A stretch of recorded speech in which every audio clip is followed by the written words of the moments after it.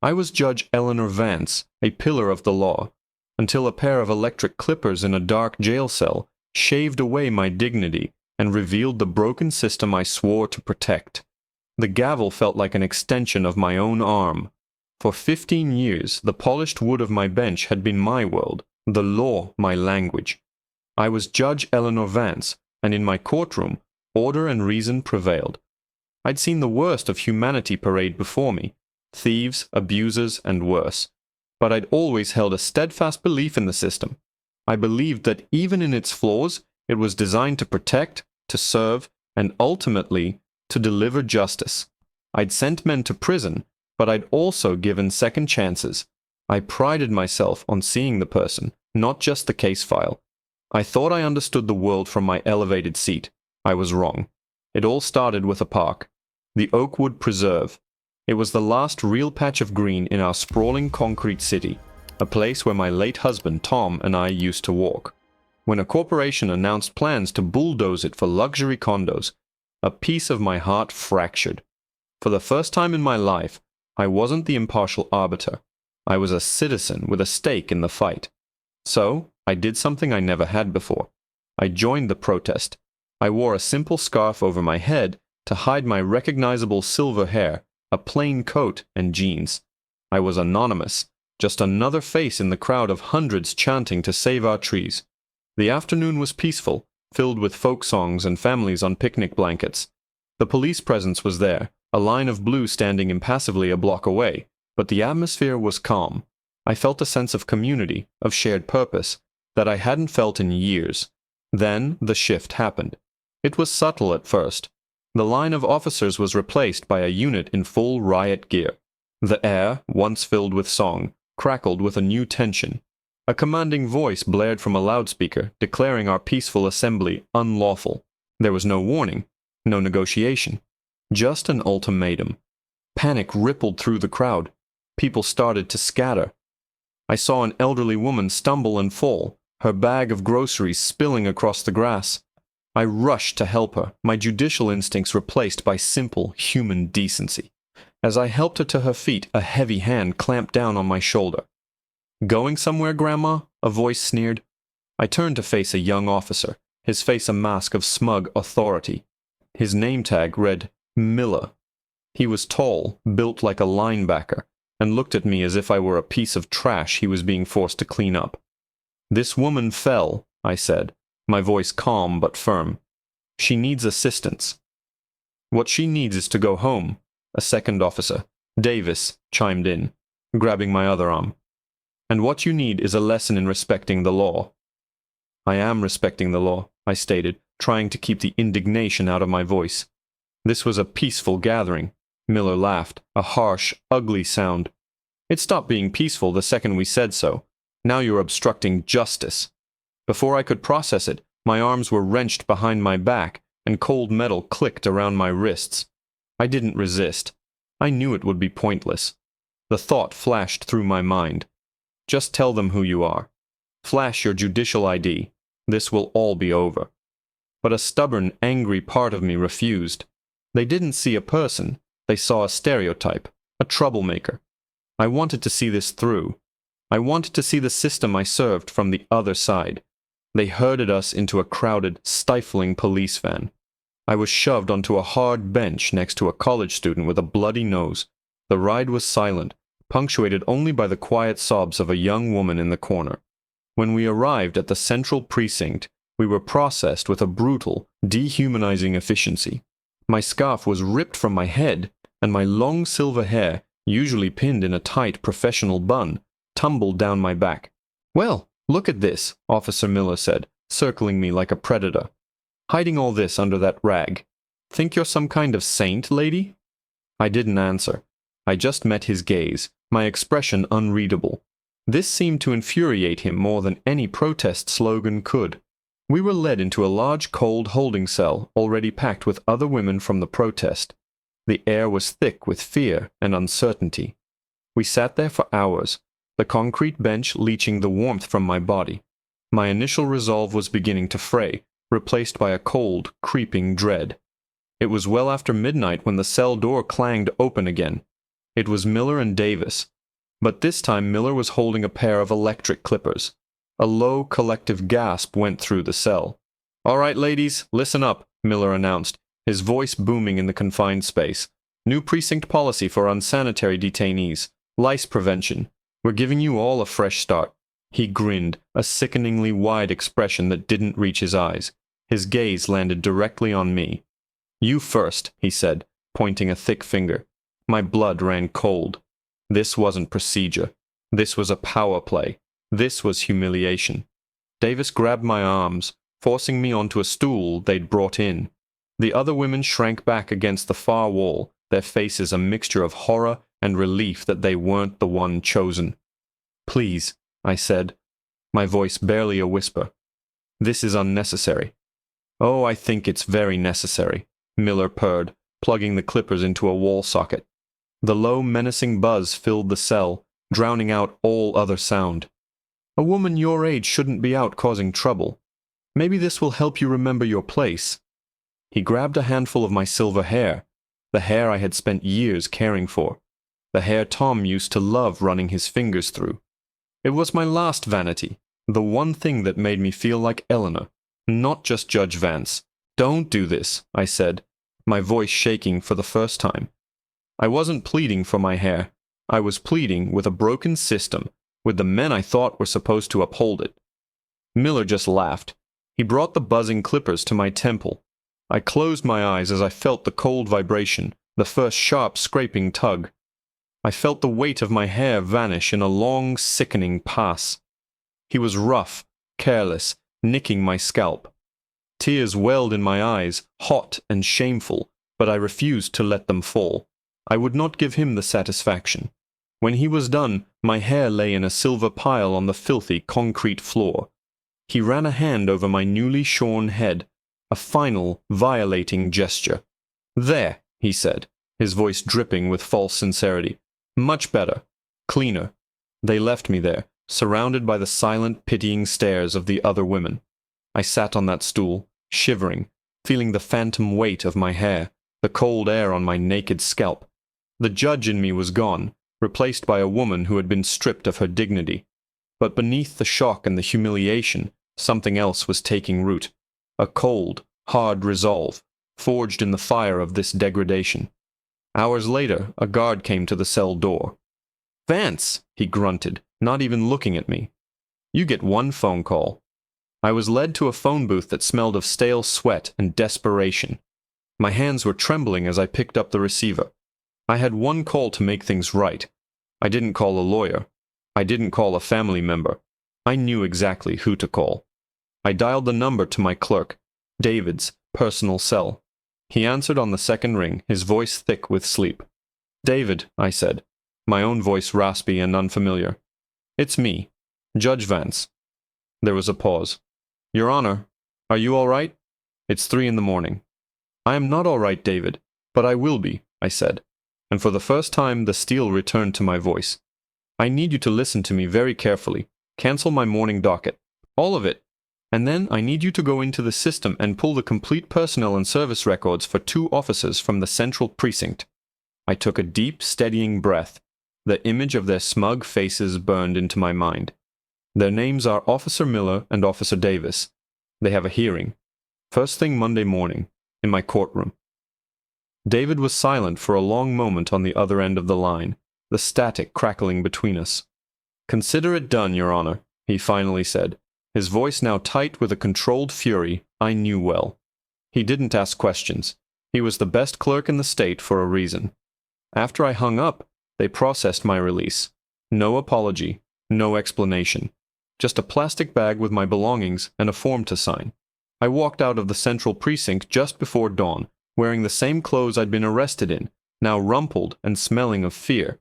The city was gray and quiet, the streetlights casting long, lonely shadows.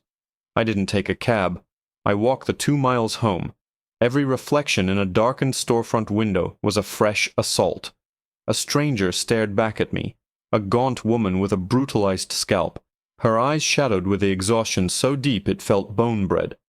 The woman who walked out of that precinct was not the same one who had walked into that park. When I finally got to my empty house, the first thing I did was walk into my bathroom and turn on the lights. I stared at myself in the large mirror over the vanity. My scalp was a patchwork of angry red nicks and uneven stubble. Without my hair, my face looked harsher, older. The high cheekbones, the stern lines of my mouth, they all seemed more pronounced, stripped of the softness my hair had once provided. I raised a trembling hand and touched my head. It felt alien. It wasn't just my hair they had taken. They had tried to strip away my femininity, my age, my identity, leaving only a caricature of a troublemaker.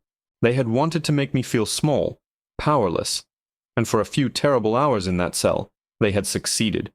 But looking at the stranger in the mirror, I felt the last vestiges of that fear burn away, replaced by an icy, diamond-hard rage. They had made a mistake. They hadn't seen a judge, but soon it would be the only thing they could see. David arrived an hour later with a change of clothes and a file folder thick with papers. His professional composure, a fortress I had seen withstand the most aggressive attorneys, crumbled the moment he saw me. He stopped dead in the entryway, his mouth opening and closing silently. "Your Honor," he whispered, his eyes wide with horror. "What did they do to you?" "They gave me a new perspective, David," I said, my voice steady. I led him to the kitchen table. "What did you find?" He swallowed hard, shaking his head as if to clear it. "It's all here. Miller and Davis, their partners, a laundry list of civilian complaints over the last 5 years, excessive force, illegal searches, verbal abuse, falsifying reports, 17 complaints between the two of them." "And the dispositions?" I asked, already knowing the answer. "All dismissed," he said, his voice laced with disgust. "Internal Affairs cleared them every single time. A slap on the wrist here, a recommendation for additional training there. They're protected. They feel untouchable because they are." "Not anymore," I said, flipping through the pages. Each complaint was a story of a life disrupted, of rights trampled by 2 men who wore their badges like crowns. They had a pattern. They targeted people they thought wouldn't fight back, people they could intimidate into silence. They just never imagined one of them would be sitting on the bench of the state's highest court. The entire weekend was a blur of quiet, focused preparation. I didn't sleep. I read every line of their files. I reviewed every statute they had violated, from unlawful assembly and assault to the deprivation of rights under color of law. I wasn't preparing for a case. I was forging a weapon. Monday morning arrived, the day of reckoning. I stood before my closet, filled with the tailored suits and silk blouses of Judge Eleanor Vance. I chose my robes, black, stark, and absolute. I did not wear a wig. I did not wear a scarf. As I fastened the robes, I looked in the mirror one last time. My shaved head was no longer a mark of shame. It was a statement. It was a testament. It was Exhibit A. The walk from my chambers to the courtroom was the longest of my life. The whispers followed me like a cloud of insects. Bailiffs stopped and stared. Lawyers did double takes. I saw the shock, the pity, the morbid curiosity in their eyes. I ignored it all. I kept my chin high, my back straight, and my eyes fixed on the door to my courtroom. When I took my seat on the bench, a hush fell over the room that was deeper and more profound than the usual respectful silence. Every eye was on me, on my head. "First case," I announced, my voice ringing with an authority that left no room for whispers. The court clerk called it out. "The People versus Officers, James Miller and Marcus Davis." The doors at the back of the courtroom opened, and they walked in. They were flanking a slick union lawyer, laughing about something. Miller was telling a joke, his shoulders shaking with mirth. Davis clapped him on the back. They looked relaxed, confident, utterly unconcerned. This was just another day at the office for them, another minor complaint to be swept under the rug. Their lawyer scanned the room, but they didn't even bother to look at the bench. They didn't see me. Not yet. Their lawyer approached. "Your Honor, we move for immediate dismissal of these frivolous charges." "Be silent," I commanded. The words echoed in the cavernous room. The lawyer stopped, stunned. I leaned forward into the light of the dais, my face fully illuminated. Officers Miller and Davis approached the bench. From across the courtroom, Miller's head snapped up. His eyes met mine. His cocky grin didn't just fade, it was wiped clean from his face, as if by a physical blow. I saw the flicker of confusion, then the slow, sickening cascade of recognition. I watched the blood drain from his face as his brain frantically connected the dots, the protest, the holding cell, the sneering remarks, the electric clippers. He connected the nameless grandma whose spirit he'd tried to break with the robed figure of absolute authority staring down at him now. He stumbled back a step, his hand flying to his mouth. Davis, seeing his partner's reaction, looked from Miller to me, and his face went the color of chalk. The entire courtroom was dead silent, a vacuum of collective shock. They knew. In that horrifying, suspended moment, they knew exactly who I was and what they had done.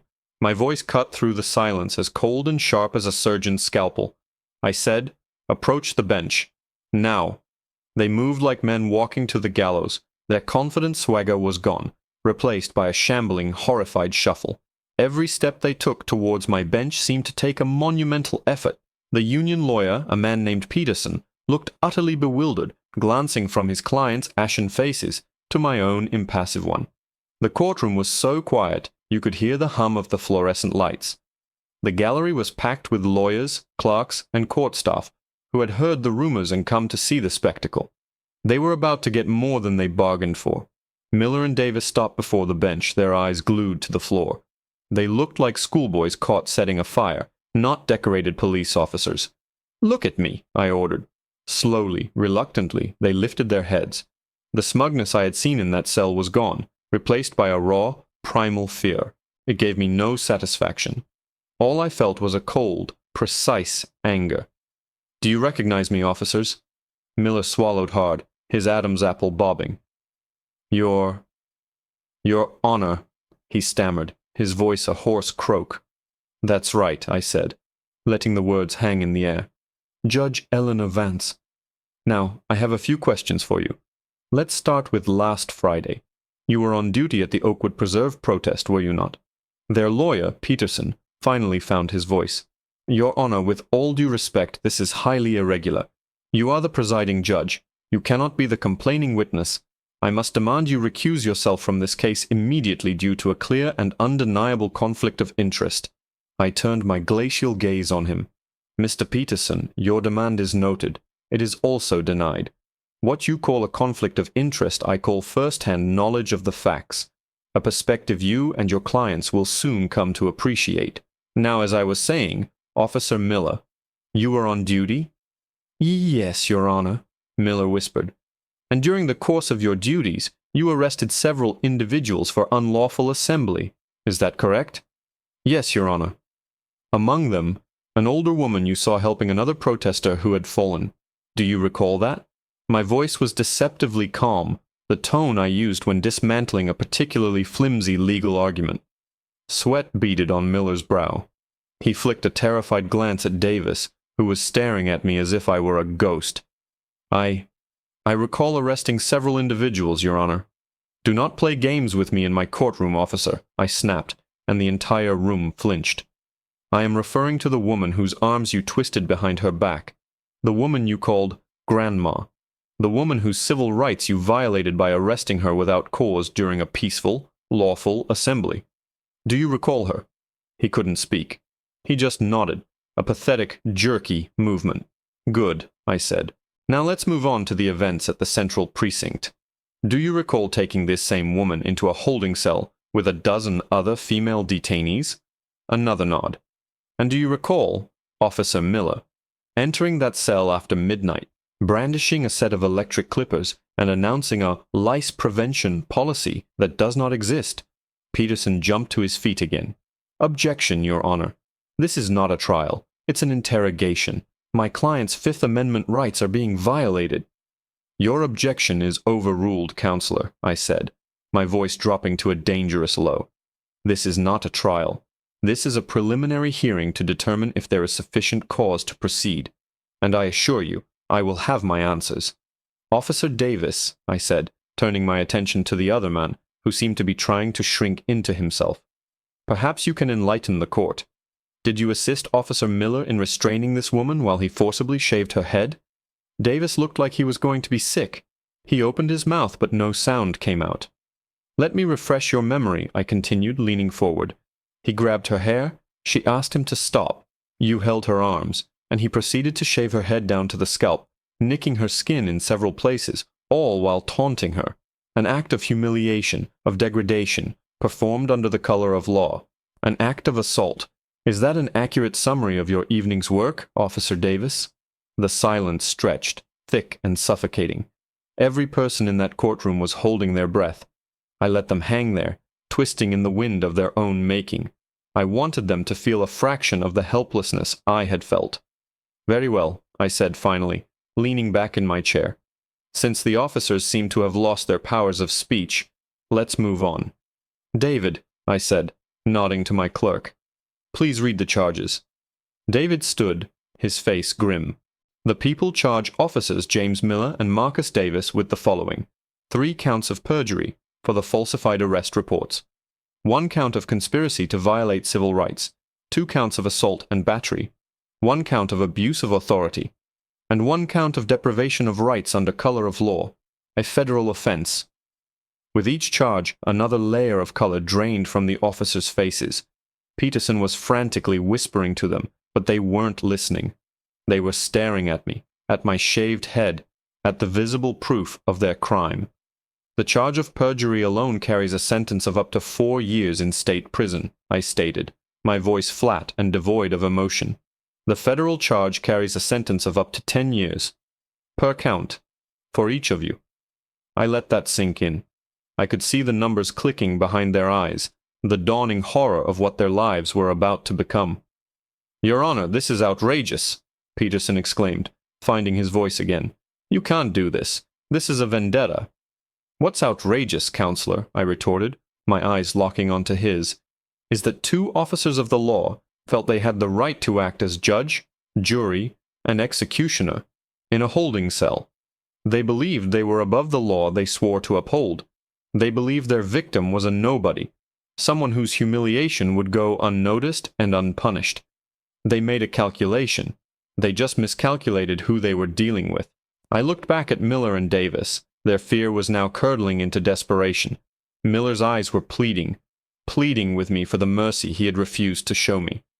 "Given the severity of these charges," I announced, "and the clear evidence that these officers pose a flight risk and a danger to the community they are sworn to protect, I am denying bail." The gasp from the gallery was audible. Denying bail for police officers was virtually unheard of. "Bailiffs, take them into custody." 2 bailiffs moved forward, their expressions stone-like. They took the officers by the arms. Miller started to babble. "No, wait, Your Honor, please. I have a family. I'm sorry, we didn't know. We didn't know it was you." The words hit me like a physical blow. "We didn't know it was you." The raw, naked truth of it. It wasn't that what they did was wrong. It was that they did it to the wrong person. The admission hung in the air, an indictment far more damning than any charge I could levy. I stood up, my full height cloaked in the black robes of my office. I looked down at them, not as Judge Vance, but as the woman from the cell. "That, Officer Miller," I said, my voice ringing with the absolute weight of the law, "is the entire point." The bailiffs pulled them away, their protest turning into panicked whimpers. The courtroom doors slammed shut behind them, the sound echoing like a cell door. The room erupted into a chaos of frantic whispers and reporters rushing for the exits. I slammed my gavel down once, a sharp, deafening crack that silenced the room instantly. The battle was won, but the war was just beginning. I knew their union, their entire department, would come for me now. They would try to break me, to have me disbarred, to destroy my career. But as I sat there, alone on my bench, under the scrutinizing eyes of the world, I felt a familiar weight in my pocket. It was the crumpled form for my arrest. And I noticed something I hadn't seen before, scrawled in pencil on the back, almost illegible. It wasn't a note. It was a list of names. The names of the other women who were in that cell with me. The fallout was immediate and explosive. Peterson and the police union painted me as a vengeful tyrant, a rogue judge using her bench to settle a personal score. The media frenzy was relentless. My face, my shorn head, was plastered across every news channel and website, next to headlines screaming, "Judge's Revenge" and "Vendetta from the Bench." Ike. The Judicial Review Board launched an immediate, high-profile investigation into my conduct. I was temporarily suspended from my duties, my courtroom doors locked, my gavel silenced. They wanted to isolate me, to make me the villain of my own story. They underestimated me. They always had. While they were busy attacking my character, I was busy building my case. That crumpled list of names was my roadmap to justice. For the next 2 weeks, I wasn't Judge Vance. I was a private investigator, a victim advocate, a woman on a mission. I found them all. Sarah, the college student with the bloody nose who had been too scared to file a complaint. Maria, the young mother who had been sobbing in the corner, who lost her job because she couldn't make bail in time. Mrs. Gable, the elderly woman I had helped, who was still having nightmares. One by one, I met with them in coffee shops and quiet living rooms. I listened to their stories. Their stories were my story. They had been intimidated, threatened, and humiliated by the same 2 men. Their voices had been silenced, their complaints dismissed. They had been deemed nobodies. My clerk, David, worked tirelessly by my side. A loyal soldier in a war no one else believed we could win. He helped me find pro bono lawyers for each of the women and compiled a mountain of evidence that went far beyond my own experience.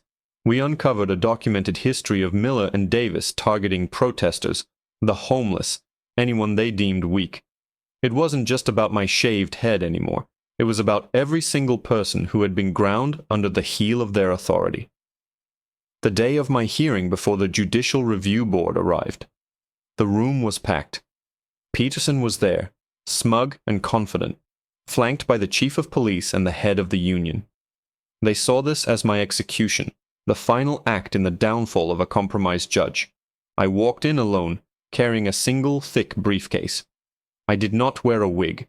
My hair had started to grow back, a soft silver fuzz that served as a constant reminder of my purpose.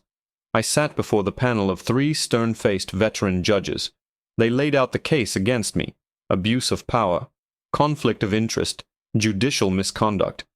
When they were finished, the lead judge, a man named Justice Calloway, whom I had known for 20 years, looked at me with a pained expression. "Judge Vance," he said, his voice heavy, "you have put this board and the entire judicial system in an untenable position.